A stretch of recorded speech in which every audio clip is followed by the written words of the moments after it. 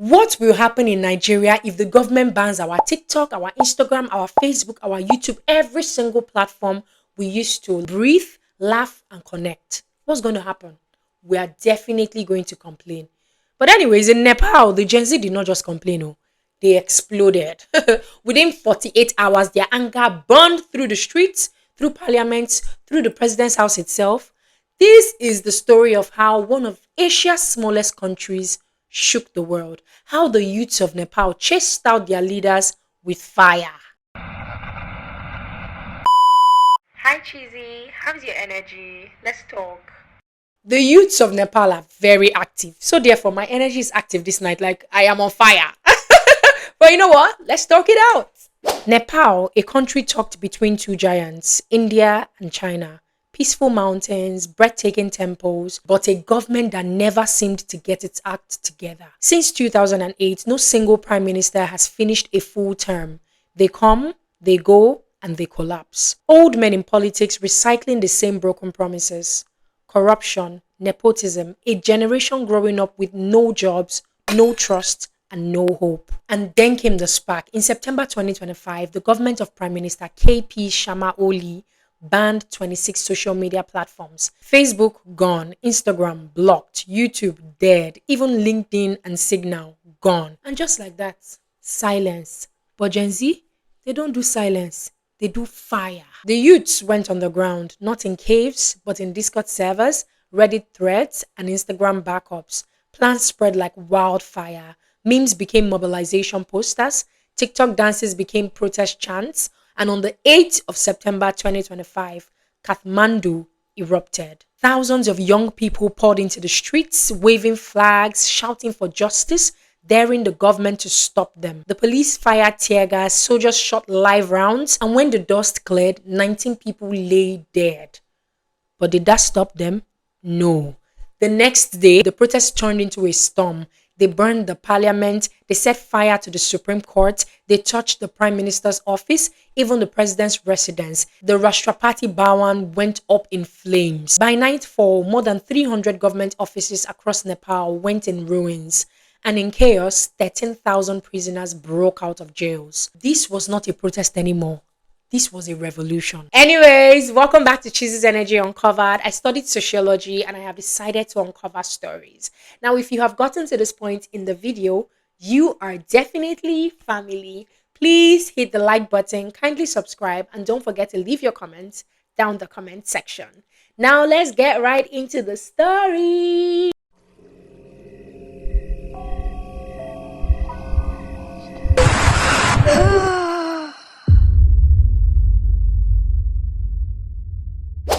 This story just gets me in a different way because I'm sure Prime Minister KP Shamma Oli had seen protests before, but nothing like this one.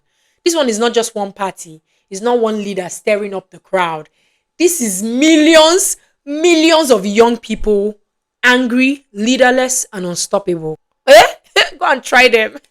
When crowd in Nigeria, we used to pull that crowd, but we are not too violent. If they just shoot one, everybody go. Everybody, everybody's running for their lives. But the people of Nepal, the youths of Nepal, did not agree. They said 19 people died. Like they fired tear gas. They were even shooting live rounds. Like it was real. Soldiers were there. Like they were pushing at these people, but they did not give in. I said the Prime Minister KP had seen, definitely he has. This is not the first time he's seen protests, but he has never seen this one. This one pass on. It's not one party arguing against one party. This is everybody at this point. It's not like as if they even had a leader. They were leaderless. Very unstoppable at the same time. Unless you want to kill everybody. At the end of the day, if you kill, you have to kill the entire nation at this point. Because from what I'm reading and from what I'm seeing, it means that everybody was in for it. So if you want to keep shooting, you just have to shoot everybody. Is that what you're trying to say? Like, you have to kill the entire Nepal? That's not possible. Like, this story is so inspiring. It shows a lot of bravery. Like, no hypocrisy. Everybody just come out and do this thing together with one mind. Not that we'll reach there, one person will change them. No, everybody, let's charge in and demand what we want. This one, they were not just demanding, they were taking. Burning the streets, burning the parliament, even the president's house itself.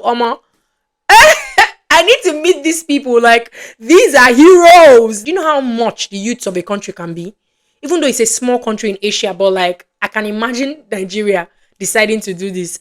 Nigeria can't even work.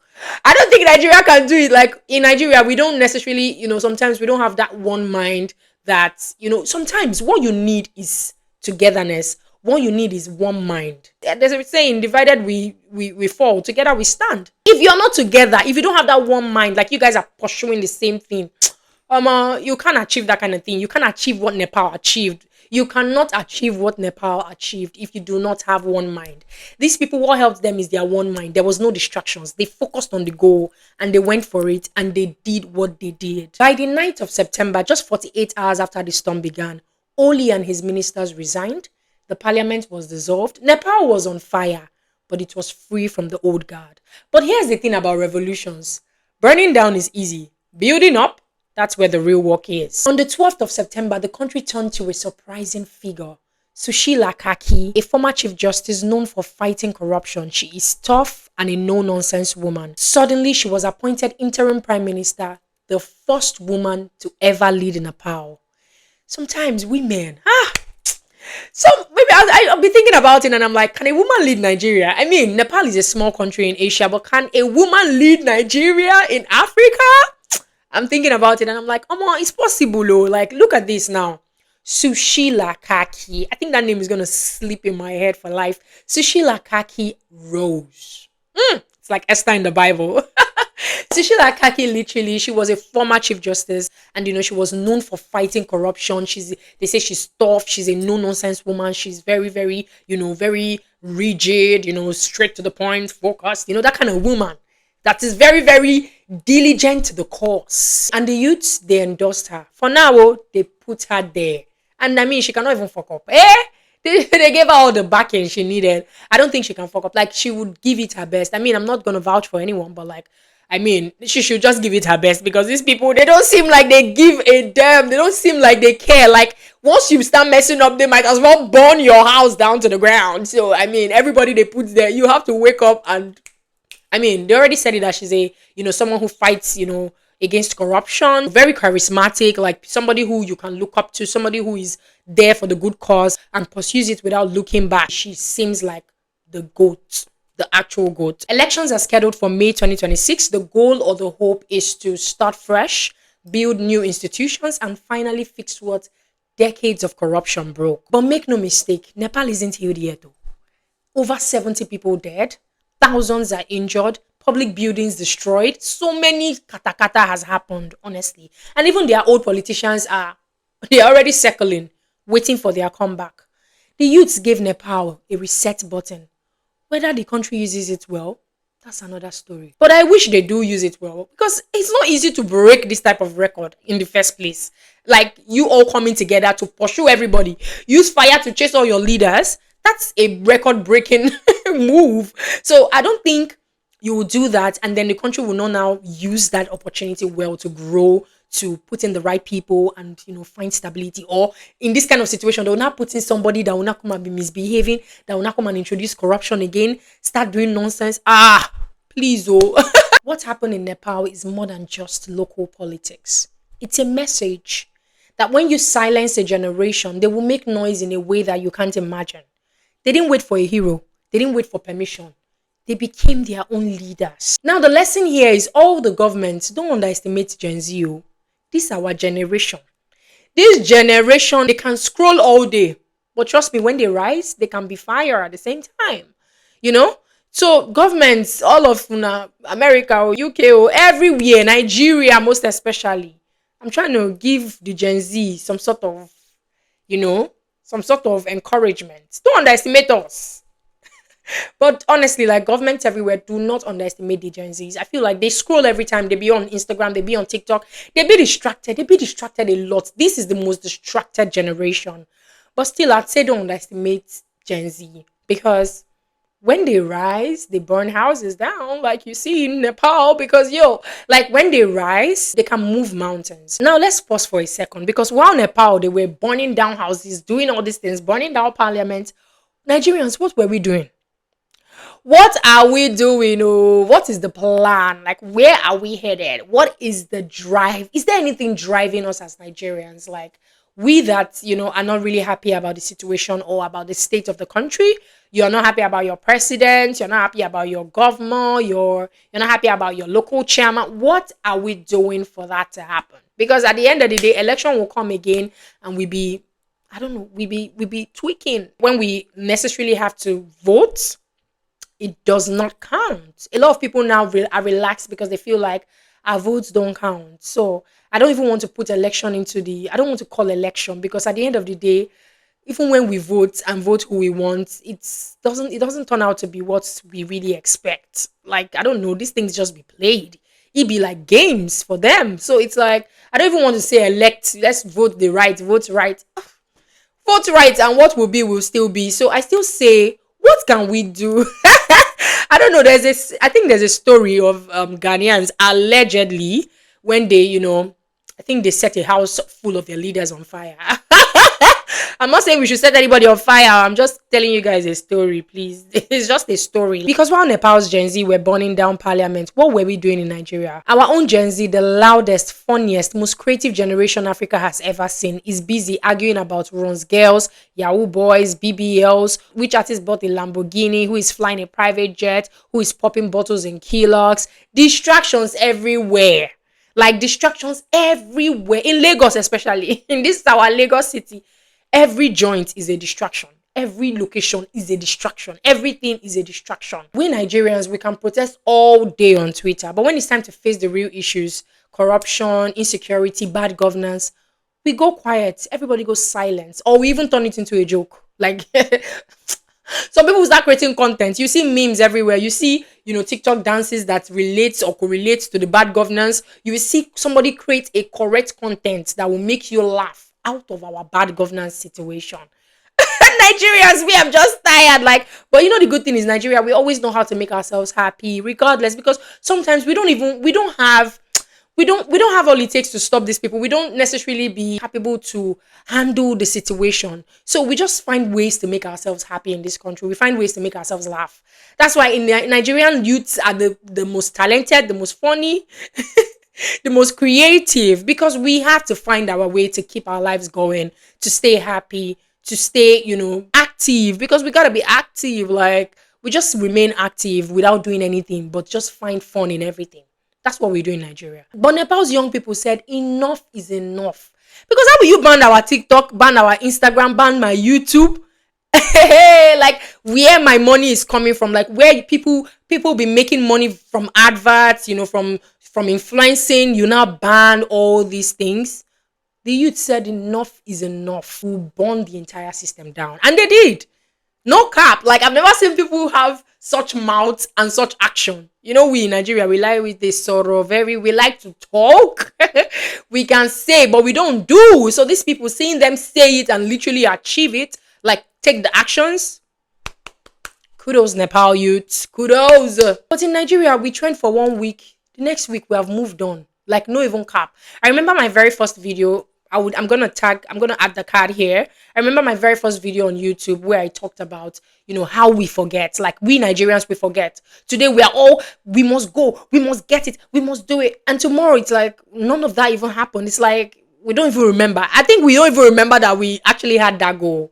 That's how it's been in Nigeria. That just makes it so frustrating to even do anything now. Like, we always come out with charge the first week where everybody's out there trying to get it. Well, everybody. The next week we forget we even started doing that. Like, it's like how price of things go up in Nigeria and we just move on. We will pay that money. No matter how expensive things become in Nigeria, we find ourselves affording it because we get used to it. We adjust. We continue to adjust. We continue to adjust. We continue to adjust. And that's why we are still here like this. Because whatever comes our way, we will adjust. I promise you, if a bottle of water becomes 1,000 naira tomorrow, Nigerians will keep buying. Instead of going to stop it, thinking about how will the poor people afford a bottle of water of 1,000 naira? How will they even egg now is how much a crate? If egg becomes 15k, or no, what is 15k? Isn't it almost there? If a crate of egg becomes, let's say, 25k tomorrow, Nigerians will adjust and will still buy it. That's the biggest problem we have in this country. We keep adjusting. We continue to become Whatever the environment throws at us, whatever the system throws at us, we adjust, we accept it, we start to live with it. And that's how life is generally. I mean, even in an environment, when you get into an environment for the first time, it's new to you, you've not adjusted. Once you start to adjust, you start to get used to it. And everything starts to fall in place. So when you start to adjust to bottled water of 1,000, it would actually fall in place. When you budget like that, you find yourself being able to afford it. I mean, like, aside from the extremely poor ones, you find yourself being able to afford 1,000 naira bottled water. Nigerians, we just continue to adjust. That was my very first video, my very first content, aside my intro on this YouTube. You can check it. I'm going to add the card. That was my first YouTube content because I was so angry at the time. I was so angry at Nigeria at the time, because we just continue to adjust. We forget and then we move on.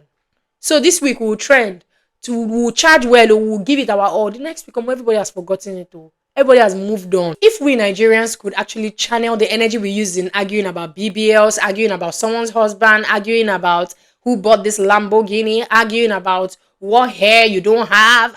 We argue a lot online about so many things. You see somebody talking about somebody that you don't even know. You see somebody carrying news of somebody that they don't even know. The blogs don't even be helping the situation. The blogs don't even be helping the country at all. Do you remember NSAS? Everything we did, all the energy we put into that stuff. But after the pain, the blood, everything, the toll gate, we just forgot about everything.